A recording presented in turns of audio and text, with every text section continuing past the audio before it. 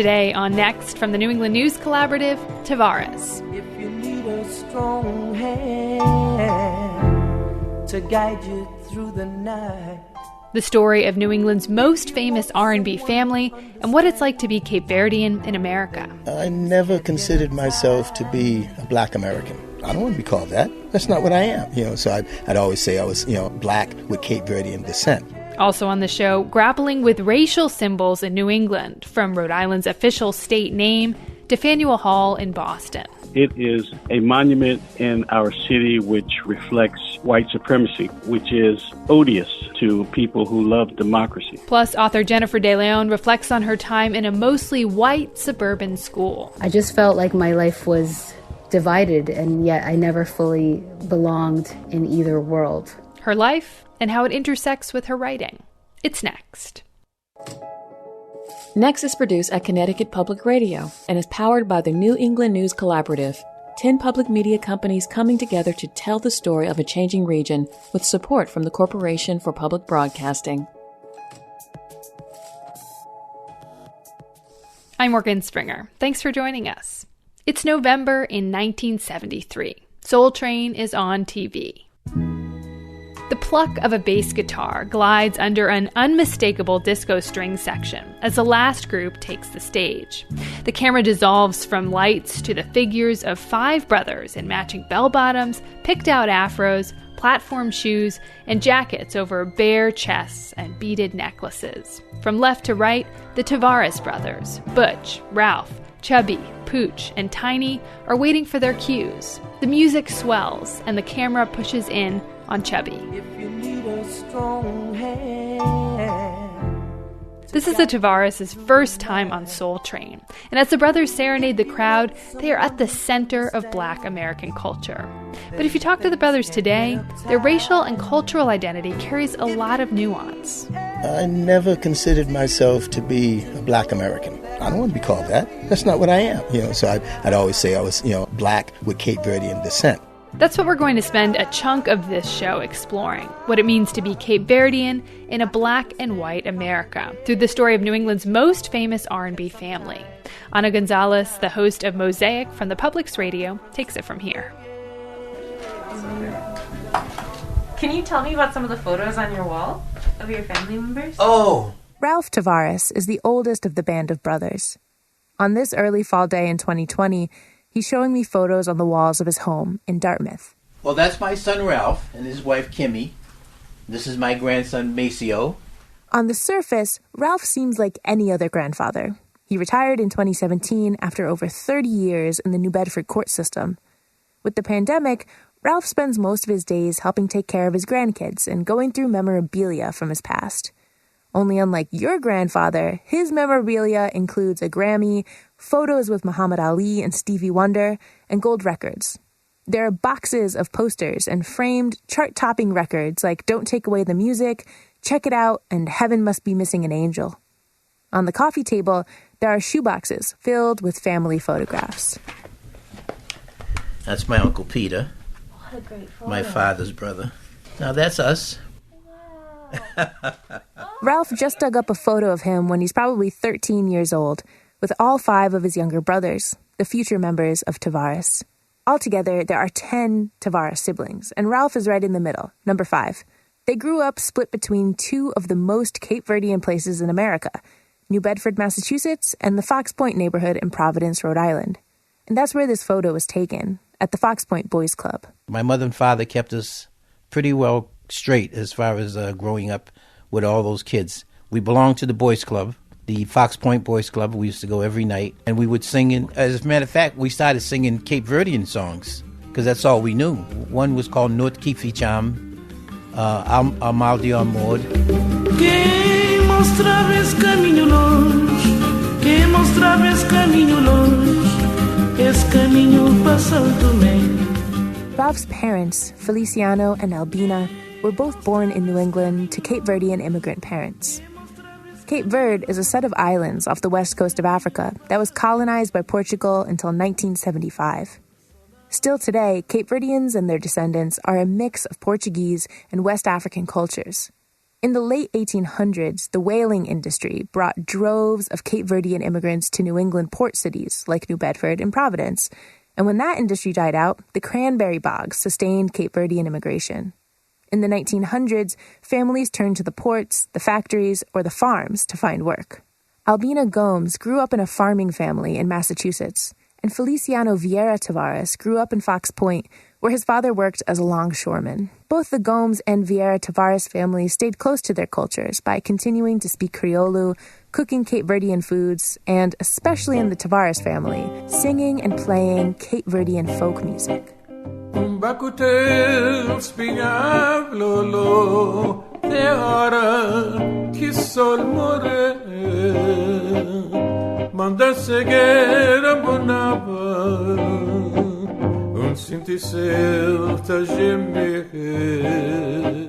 Now, my father was a musician. He played in the band called the Creole Sextet was the names of the band, and my Aunt Vicky sang. The music you're hearing now is actually Feliciano, a.k.a. Flash Tavares, singing a folk song called Lolo. During the 1930s and 40s, Flash and Vicky toured throughout the Northeast performing modernized, jazz-inflected Cape Verdean music. Even as Flash marries Albina and starts having kids, he continues to tour. So the Tavares children are all born into the music industry. Literally. Him and my aunt were driving back with my mother from someplace that they were performing in New York. As they were getting too close to Connecticut, I guess she went into labor. So I was born in Waterbury, but moved right away to Massachusetts. Next comes Arthur, a.k.a. Pooch, then Anton, a.k.a. Chubby, then Victor, then Feliciano Jr., who they call Butch, and finally Perry Lee, who goes by Tiny. My uncle, actually my father's brother, and he told my mom and dad, after they had 9, they came back to him and said, "We're having another one." He said, "Parali," meaning to stop hearing Creole.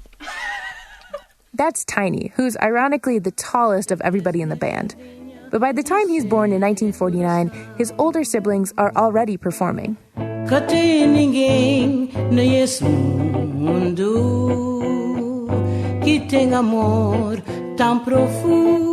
I think we had like 4 or 5 groups at one time within the confines of the family. My brother Chubby was in a group. The group had a group. There was always different, levels of artists and different acts going on at the same time.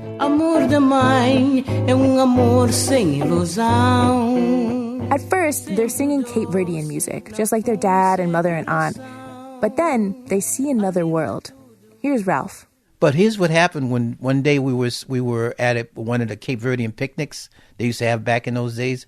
They used to have these outside picnics all the time, and my father and my aunt were playing at this, singing and playing in the band. And during one of the intermissions, there was a young kid. He came up and he sang a song by Frankie Lyman.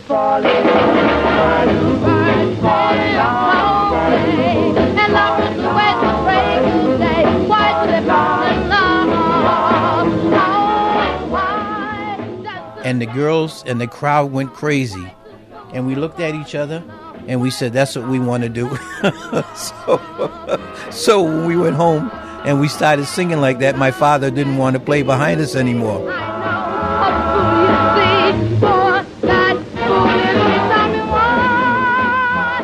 The Tavares brothers are used to singing Criollo lyrics to the slow strum of their father's guitar in Cape Verdean folk songs. And here comes rock and roll, this fast, fun dance music in English. It's exhilarating. And at the time, rock is a Black American music. The Tavares brothers see themselves in the young Black crooner of Frankie Lyman, and they're beginning to realize that the rest of the world sees them that way too.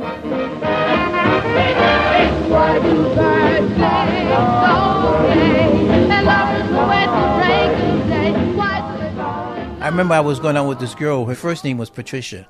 And while we were younger, it was fine. And as soon as we started going to school, her father stopped me from seeing her. And I couldn't understand why. It was because I was Black and she was white. Ralph knows he's dark-skinned, but when he's younger, he doesn't realize this makes him another race from his white neighbors, especially the Portuguese ones, whose culture is so similar to his. He and the rest of the Tavares siblings think of themselves as Cape Verdean first and then Black. I never considered myself to be a Black American. I don't want to be called that. That's not what I am. I'd always say I was, black with Cape Verdean descent. But that nuance of identity gets lost in American culture. Regardless of how much you identify with being Cape Verdean culturally, etc., one is always going to be positioned, most likely, as being black. This is Khalil Saucier, professor and director of the Africana Studies program at Bucknell and a Rhode Island native. So are you willing to be black in the eyes of society? And I'm not talking culturally, but how you're positioned, and are you willing to defend that position? So that changes the script from race creates racism to actually racism creates race. Khalil argues that it doesn't matter how you identify on the inside. It's the outside that people and systems judge. And that's exactly what happens to the Tavares brothers one night when they're on their back porch in Fox Point practicing harmonies. We got arrested one night singing. They caught us for disturbing the peace. Took us downtown. My father had to come and get us out of jail and all we were doing was singing on the back porch. And this one police officer came by, said that he got a complaint that we were disturbing the peace.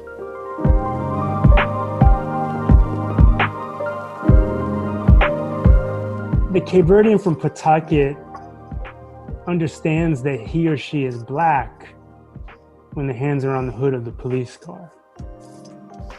It doesn't matter if they think they're black prior to or Cape Verdean. They're black when the violence of racism is being enacted. That's when race is created. It's the 1950s. Even though Rhode Island and Massachusetts don't operate under Jim Crow laws, society is still very much segregated. This protects the Tavares kids to some extent from knowing what kind of oppression sits on the other side of the color line. But once they realize the limitations society puts on them and their parents, it lights a fire in the brothers. All I know is that my mother and father struggled very hard to keep clothes on us and feed us, and that's how we got the inspiration about wanting to be something. In 1962, the family moves to New Bedford permanently, and Ralph joins the Army, but the rest of the brothers are still home. And they start trying to make their dreams a reality. They actually did road work. They went from door to door, knocking on doors at record companies and stuff like that. That's the kind of stuff you see in the movies. Tiny's still a kid when his older brothers Chubby and Pooch start trying to get signed with their singing group, Chubby and the Realities. He's technically not in the group, but he and his underage brothers Victor and Butch still make it on stage. But we had to stay in the dressing room because we weren't old enough to be in the club. So they'd hide us out in the dressing room, and then if it was a point where they wanted us to come out and sing a part, they'd bring us out, sing a part, and I'd get back in the dressing room. The Tavareses are paying their dues, honing their act, and making some money at the local venues, but nothing pans out for years. The younger brothers are still playing clubs in New England when Ralph returns from the Army in 1965. When I came home, I couldn't find any work. And then I saw my brothers singing down at they were at the Blue Flame. And I was sitting there, and I had seen some of the groups that came through from Detroit. And I said, we were just as good as they were. That's what made me not re-enlist and form the group. This time, it feels more serious. Ralph is back home, and Victor and Butch are finally old enough to get into clubs the right way. They practice and refine their blend of doo-wop, Motown, and soul singing for 2 full years under the name Chubby and the Turnpikes. In 1967, Ralph, Chubby, Pooch, Victor, and Butch get backing to cut a record. And telling all your friends since your law's been gone. But it's not a record deal. They don't get the national fame they're hoping for, but they are selling out clubs all over New England. Chubby and the Turnpikes have an electric act. They're theatrical and impeccably dressed. They dance in unison, and their harmonies are unparalleled. If an instrument could play it, we could sing it. I know the inside story. I know The band is also undeniably, visibly, and joyfully very black, like singing covers of the theme from Shaft, Black. There's no hint of Cape Verdean music in their acts, and it's working for them. But being black in America and performing that blackness to crowds in the late 1960s and early 70s is not easy. Offstage, the brothers faced the same sort of issues they experienced with white folks their whole lives. Back in the day, South Boston was the most dangerous place to be if you were black. And we worked those clubs. They wanted us in their clubs. The club owner wasn't prejudiced, but his friends were. People who... Somebody stole your car. Stole my brother Chubby's car. Yeah. One time they stole his car, took it for a ride, brought it back, parked it, says, "Hey, car ride's nice." And what was you going to do? You were outnumbered. Most cases, whenever they did that, you were outnumbered. And it's not just white club owners and their friends. The Tavares brothers also get pushback from other black performers. And that's new to them. I remember, who was it that came? Was Rick James. And he hadn't become famous yet. But he came to see us performing in the club that we were playing at. They wanted to know, he almost started a riot because they thought we were invading their territory. But then they saw we were dark-skinned, but they didn't know what we were because we looked different than them. We were black Americans. That's all we considered ourselves, But being Cape Verdean, we didn't think there was a difference. We just thought there was just black and white. I didn't know that there was a discrimination between the races as far as ethnicity, where you were born and where your families were from. As a matter of fact, we used to tell them we're closer to Africa than anybody over here in this group. Cape Verdean Islands is closer to Africa than anybody from the South. So they kind of started accepting us then. They started understanding that just because our last name was different and we were what we call Cape Verdeans, we were still black Americans,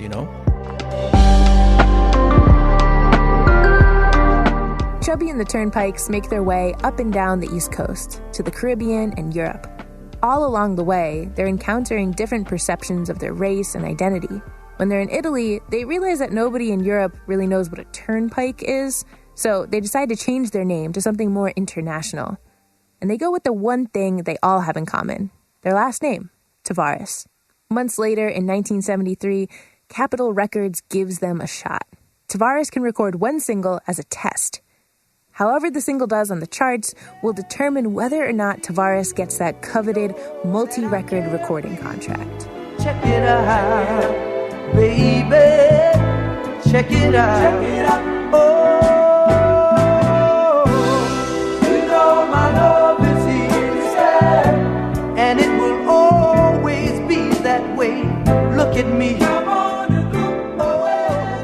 With a little help from an appearance on Soul Train, Check It Out makes it to number 20 on the R&B charts. Tavares lands the deal. Can't you see? Ooh, can't you see? Oh, it was listen, anything that was happening to us then felt like a dream. Because we had been waiting for it so long. We had been singing all the different local clubs, but nothing was materializing. We were making a living as far as taking care of ourselves, but not being able to take care of our families or anything. And then when we finally started making records, it opened up for us, Check it out. Check out your mind. Check It Out is the first hit of many for Tavares. They put out their first full-length record through Capitol Records in 1974. Their second, Hardcore Poetry, comes out later that year and charts even higher. Their touring schedule becomes more international, and instead of clubs, they're playing stadiums. The Tavares brothers are becoming stars. We're going to take a quick break. When we come back, the Tavares brothers ride that stardom to get their biggest break. Plus, they reflect and disagree on what racism looks like in 2020. It's next. Next is made possible in part by our founding supporters who believe in the power of collaborative news coverage, including the Common Sense Fund, supporting the New England News Collaborative in its coverage of climate change and the evolving clean energy economy.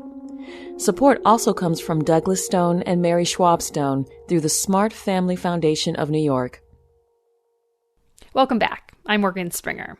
Tavares has made it big, putting out records and touring internationally. Ralph Tavares picks up where we left off with host Ana Gonzalez of the Publix radio podcast Mosaic.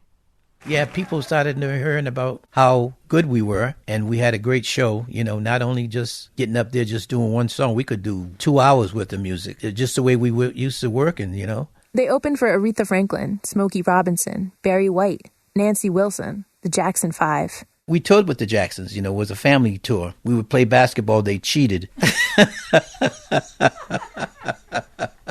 But anyway, it was fun, though. They go on the Johnny Carson Show, American Bandstand, Soul Train a couple more times. And finally, they tour with the Bee Gees. It's the 70s, after all. And it's through the Australian disco legends that the Tavares brothers get their biggest break. At Madison Square Gardens, when they first told us that they were doing this movie, Saturday Night Fever, and they want to write a song for us, that's how we got More Than a Woman. More than a woman. More than a woman to me. Baby. More than a woman. More than a woman. If you're saying, but that's a Bee Gees song, you're right. Tavares is touring when the production of Saturday Night Fever changes hands and demands the track sooner than the brothers could record it. So the Bee Gees record a demo of the song, and that demo makes it into the big dance contest scene in the film instead of Tavares' version. Tavares returns to the States and records the version you're hearing right now, but they're told it doesn't fit the scene.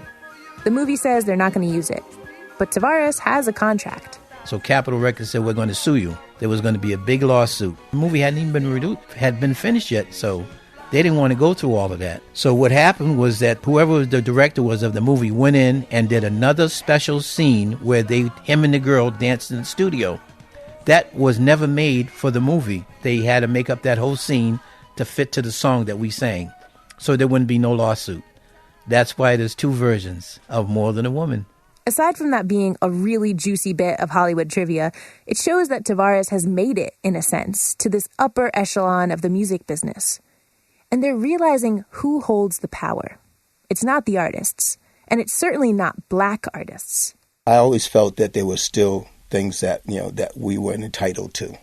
It was always about entitlement, and I think being black, you don't get the advantage that if you were white. If you were white doing it, you had more opportunity. I don't care what field you were in. In 1979, Reverend Jesse Jackson organizes a tour of American pop groups in South Africa. He invites Tavares, and the trip makes it clear how the world sees the brothers. The only reason why they let us go to South Africa and perform was because we were able to sing in front of mixed audiences. Maybe the 3rd week we were there that we found out in our passport, because that's when they gave us our passports back, that we were there as honorary whites. Can you imagine? That's the only way they would let us into the country. On our passport was stamped honorary whites. Who knows what that means? Because we were still what does that mean?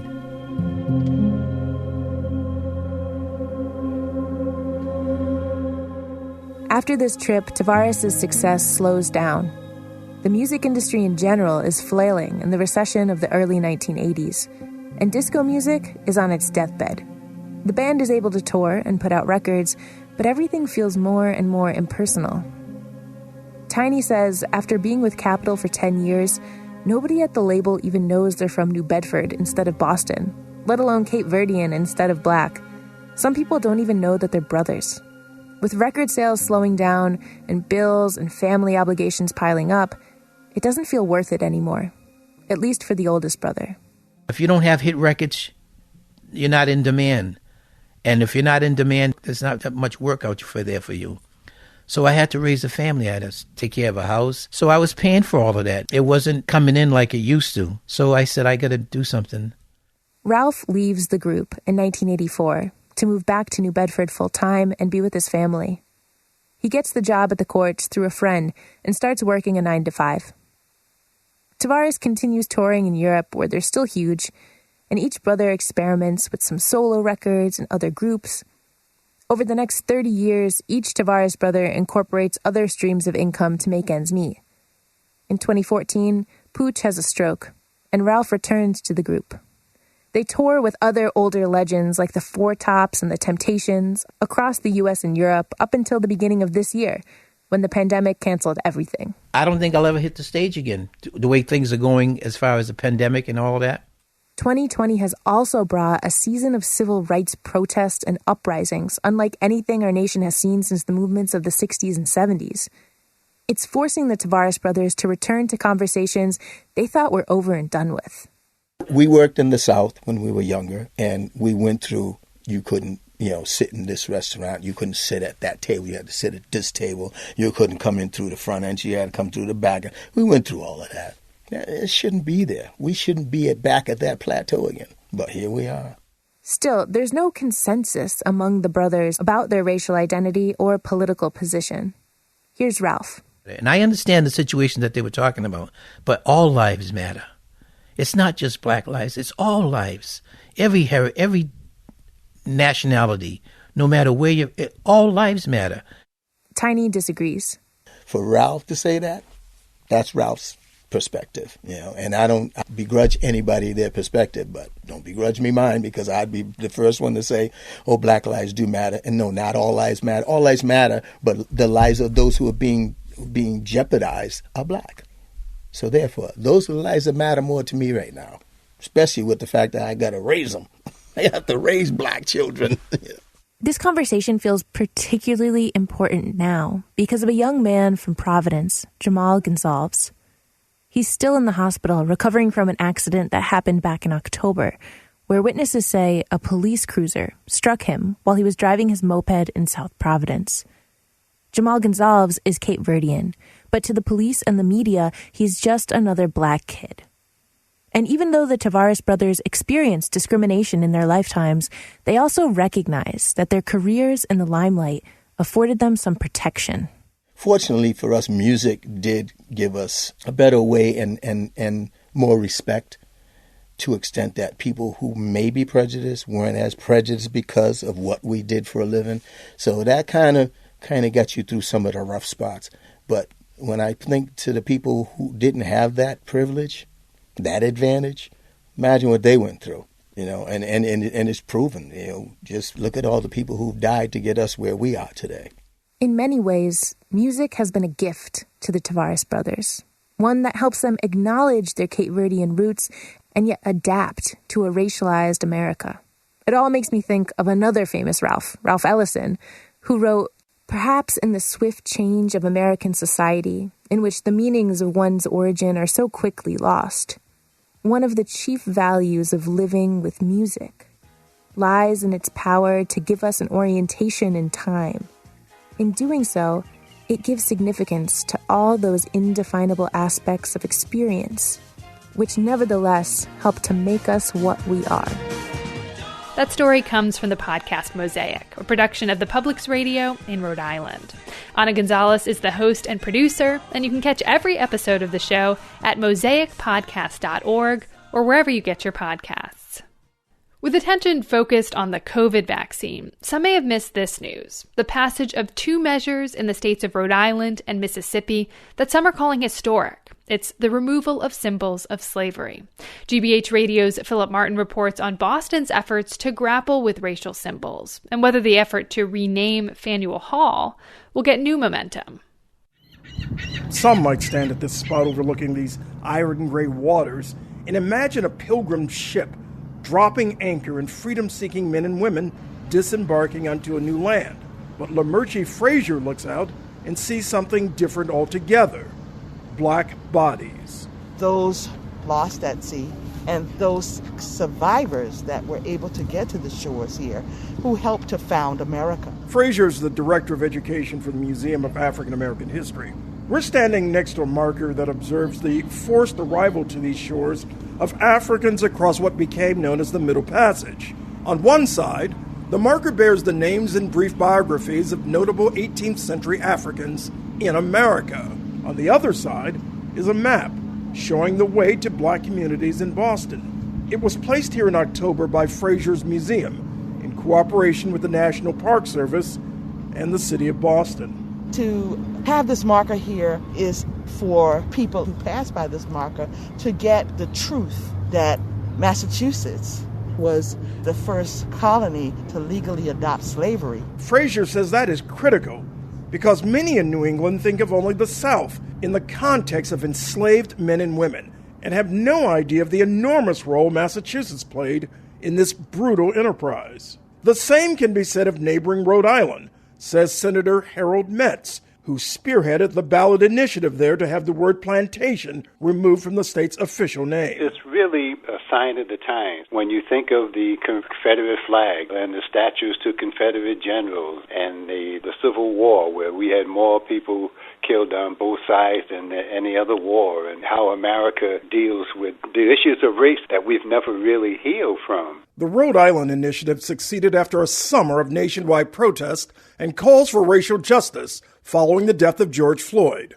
Those demonstrations were accompanied by demands for the removal of statues and monuments connected to racism and slavery. We are in concert with activists in Rhode Island who sought to strip the name plantation from its state seal and moniker. We believe that Boston can do the same in terms of the change in the name of Faneuil Hall. For several years, Kevin Peterson, a minister who runs the New Democracy Coalition in Boston, has been uniformly focused on this goal. Peter Faneuil was a slave owner, a person who trafficked in selling human bodies, Africans. His name sits atop a public building in the city of Boston. It is a monument in our city which reflects white supremacy, which is odious to people who love democracy. Peterson says the momentum is on his side, pointing to Rhode Island and Mississippi, where voters earlier this year removed the Confederate symbol from the state's flag. But in Boston, while Mayor Marty Walsh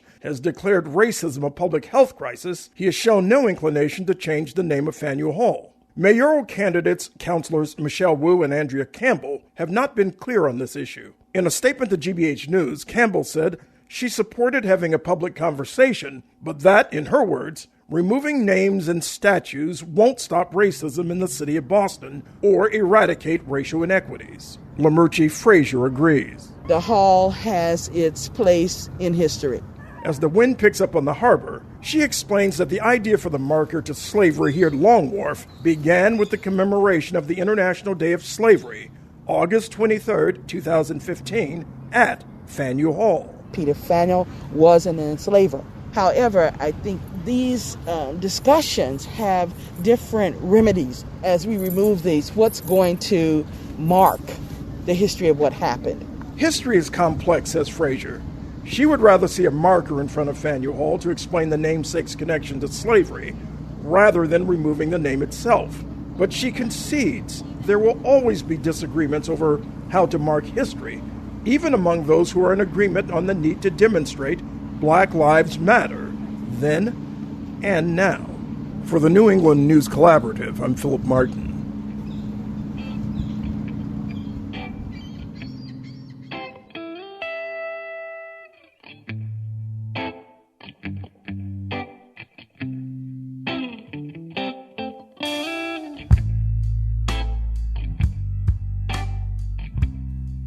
After the break, Jennifer De Leon. Her debut novel is about a young Latina in Boston who's transferred to a mostly white suburban school through a school desegregation program. We'll talk about how the author and her character share this journey of finding your place in a world that feels split. It's next.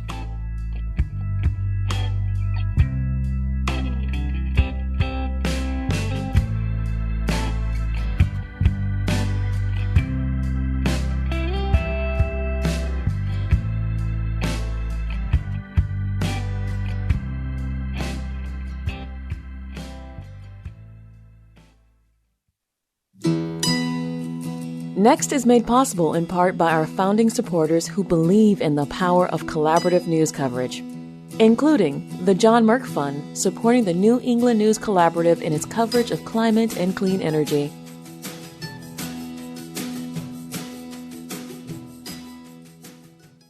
This is Next. I'm Morgan Springer. Our final guest is Jennifer De Leon. She's an author and assistant professor of creative writing at Framingham State University in Massachusetts. Jen has a book of personal essays coming out in the spring called White Space, essays on culture, race, and writing. But first we'll talk about her debut novel, Don't Ask Me Where I'm From, which came out this year. In the book, Liliana Cruz of Boston has just been selected for a school desegregation program. At dawn, she takes the bus to a mostly white high school in the suburbs. Jennifer De Leon, welcome to Next. It's so good to have you. Thank you so much for having me. So much happens in Liliana Cruz's life after she starts going to school in the suburbs. She's, finding her place and her voice in this new school. I think the title of the book really encapsulates the tension that exists for her as a Latinx girl in a mostly white space. And hopefully our listeners understand why the question, where are you from, can be problematic and frustrating. But I'm wondering if you could talk about what this particular framing of "don't ask me where I'm from" means for Liliana. Right. Yeah. It's not that in my view, it's not that it's a bad question so much as the way in which it's asked. So if someone's asking you, where are you from? And you choose to say Framingham, and then they say, where are you really from? Or where are you from? It's implying that you can't be from Framingham or that you are from some other place. And sometimes the tone even imparts that you are different and that different is bad. So I think a lot of people of color, a lot of immigrants, a lot of people who have been on the receiving end of this question understand that it can be problematic, but it doesn't need to be. I think we all benefit from learning about each other's backgrounds. And the thing is, everyone is from somewhere. So it's just a matter of how it's framed. Your parents immigrated to Boston from Guatemala, and you spent time growing up partially in Boston and then partially in the suburbs. Can you talk about what your childhood was like? Yes. So I was born in Boston, and when I was 2, our family moved to a suburb, and we went to school there. We grew up there. We had friends there. We did Girl Scouts. We went to church. We did ice skating, all of the things that my parents kind of associated with the suburbs. But I think what they hadn't planned on or maybe thought about too much was the fact that my sisters and I were really one of very few families of color in the town, and especially in school. Everybody was white. All my friends, all my teachers, all the soccer coaches. And so I had that experience during the week, and then every weekend we would go to Boston to visit my grandmother and my aunts and uncles and cousins. And so in that way, I was constantly moving between two worlds. And much like Liliana, I just felt like my life was divided, and yet I never fully belonged in either world. Did you feel like you were able to find a point where it didn't feel as divided, or was that not the important thing? It was more to notice and exist in the worlds as you wanted to. It wasn't really until middle school, high school, where I started to realize the different social groups, and Framingham started to get, more diverse. And I felt that push and pull, where I felt like even in the cafeteria, like, where do I sit? Do I sit with my white friends, my Jewish friends, or do I sit at the table with Black and brown students, with my friend Hazel, who was Puerto Rican, my friend Tanisha, who's Black? It just was like, where do I go? Where do I belong? And in high school, there was a group for Latina students, and we were doing, college preparation activities and all of that. And that's where I felt actually like, oh, my worlds are kind of coming together in this way. Yeah, I mean, Liliana is a character that you wrote, and I think it's hard not to wonder how much of you is in this character. And I can hear some overlap as you're talking about your childhood, but does she feel connected to you? I think so, yeah. Liliana's parents are undocumented in the book, and I didn't have that experience. My parents became citizens before my sisters and I were born, but they do share similarities with Liliana's parents in that, they're very tied to their home countries, and they really value education and pushed education on us more than anything, I'd say. So I tried to infuse that in Liliana's parents and their characters and kind of debunk this maybe stereotype or myth that Latinx parents aren't involved in their kids' education, or they don't go to the meetings, or they're kind of passive, and really provide a kind of counter narrative to what we consume in the news. One of the things I love about this book is that you seem to really capture Liliana's teenage voice so well. And I'm wondering if you can read a passage from the book on page 179. And I'm just going to set this up a little. This is a conversation Liliana's having with her best friend, Jade, who's also Latinx and grew up next door. And in this scene, Liliana's been at her new school for a little while now through what's called METCO. That's the desegregation program. And they're talking about the fact that Jade has told her boyfriend, Ernesto, that Liliana's father has been deported. And Jade's the first one who talks. Don't even be like that, Liliana. She lit right in. Ernesto and me, we're good, happy. So I share stuff with him. But you seem to have a major problem with that based on your little METCO whatever program and your white school attitude you got going on. What? Whoa, hold on a minute. This is not about me. You told him about my father, Jade. Really? She stepped closer. See what I mean? See what? That right there. You have such a stank-ass attitude. You're all sarcastic. Is that what your new best friend Heather or Holly or whatever her name is talks like? I narrowed my eyes. Oh, so that's what this is about. Thank you for reading that. Now, in terms of Liliana's father and the fact that he's deported, throughout the book, Liliana is missing him and I would say idolizing him. So I'm wondering about your relationship with your own parents. You have dedicated this book to your mother for believing in you. Yeah, definitely. My mother is... Oh my gosh, she's my biggest cheerleader. I mean, I could say so much about her. I've written a lot about her and her story of coming to the United States at the age of 18 and really kind of having to find her own way. You know, she didn't speak English. She was the only one in her family here for years. And so just knowing her story, and that every positive thing I experience is because of her sacrifice. It really fuels me. You know, it's like the gas in my tank. There's maybe this tension between believing and pressure. You write in a personal essay that will be part of your forthcoming book of essays called White Space, Essays on Culture, Race, and Writing.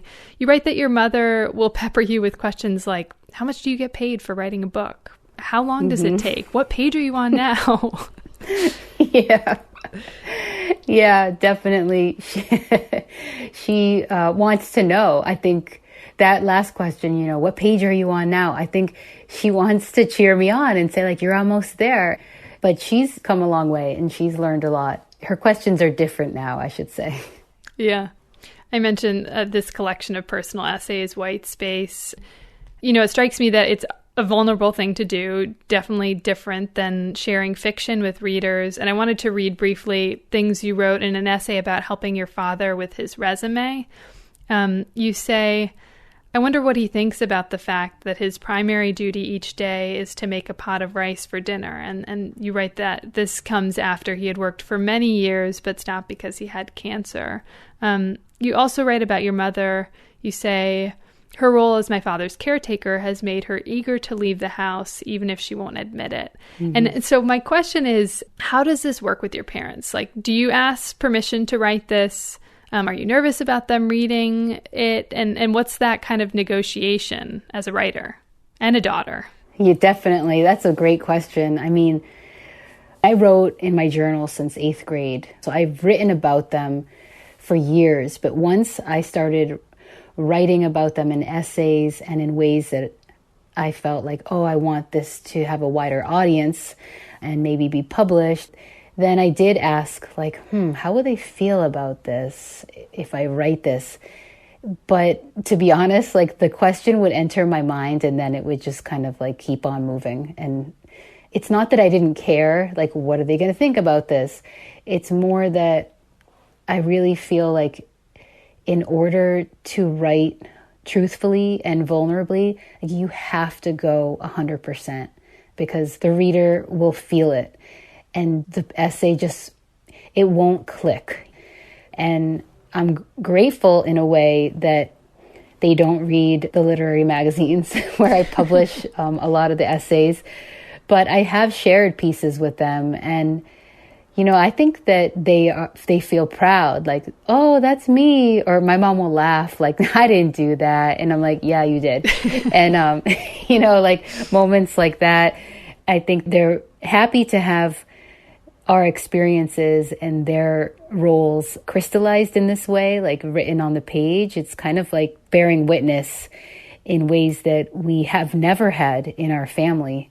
I mean, we barely have pictures from their childhood, from my childhood. There's a horrible story or incident that happened where I took most of all the pictures of me as a child and put them in one photo album, because I was 13 and we were going to LA to have a family reunion. And I was like right in that prime, like, you know, teenage narcissistic like age where I'm like, I'm going to make a photo album of just me. And I took all these pictures, put them in this album. We went to LA and had a great family reunion, passed the photo album around all week. And then on our way to the airport, we stopped at a souvenir shop. And while we were in the shop, people robbed the truck with all of our luggage, all of our suitcases, including my photo album. And I really think that instilled in me in some subconscious way, like I have to find a way to reclaim those images and those stories that were lost. So I love writing nonfiction. I'm grateful. This is kind of the first time I'm talking about the essay collection, and it's been a long time coming. You know, I've written these pieces over the last 10 years plus, and to be able to have it in one book is just so thrilling, and I can't wait. Is it also nerve-wracking? Yes. Totally nerve-wracking. I mean, the essays are personal.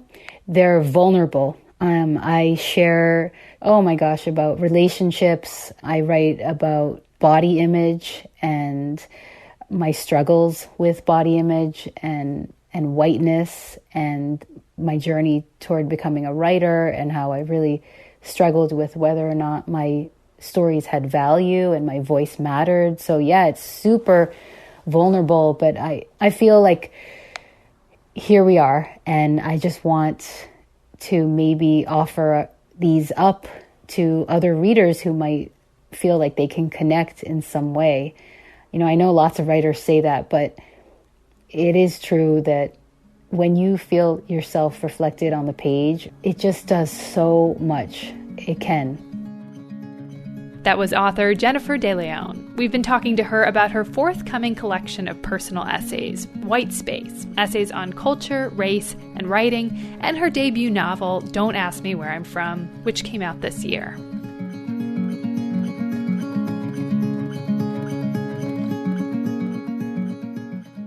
One thing that's made the pandemic more bearable for me is walking outside. Rain, shine, warm, cold. I'll tell myself, just do it.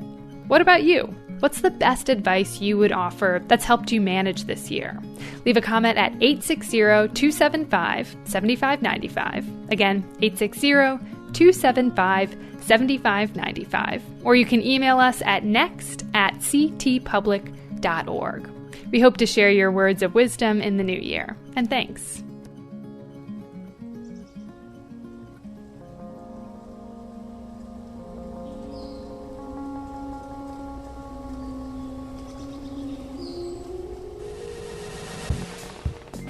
That's a wrap on Next this week. You can find us wherever you get your podcasts. Just search Next New England.